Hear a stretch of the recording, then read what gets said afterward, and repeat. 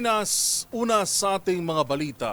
Maagang nabulabog kaninang umaga ang ilang residente matapos paulanan ng bala ang tatlong sasakyang nakaparada sa Tondo, Maynila. Ang mga suspect na pawong riding in tandem, nagawa pang silaban ang isa sa mga sasakyan. Naritong exclusive report ni Boy Gonzales. Nasa tatlong sasakyan ang pinagbabaril habang nakaparada sa G. Santiago Street, Corner Arpapa, Barrio Obrero, Tondo, Maynila.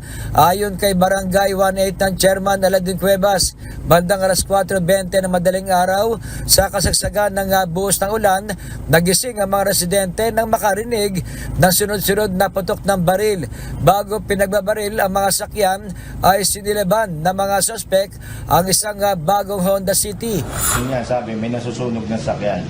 Nung pinuntahan ko, kasagsagan ng ulan, nakita ko tapos na kasi may mga ilang residente na, nagapula ng apoy doon sa sakyan. Nung mga ilang minuto, napansin niya namin may mga tama ng bala yung sasakyan nung sinunog at yung harap at likod ng sakyan, may mga tinamaan din ng ligaw na bala.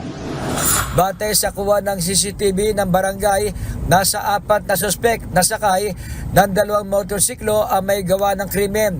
Isa sa kanila ay binasag pa ang salamin sa bahagi ng driver seat bago sinilaban ang itim na kotse na may plate number na NIM 2624. Patuloy na inimbestigahan ng Manila Police District Station 7 ang insidente habang inaalam ang motibo sa krimen maging ang pagkakilanlan ng mga suspect.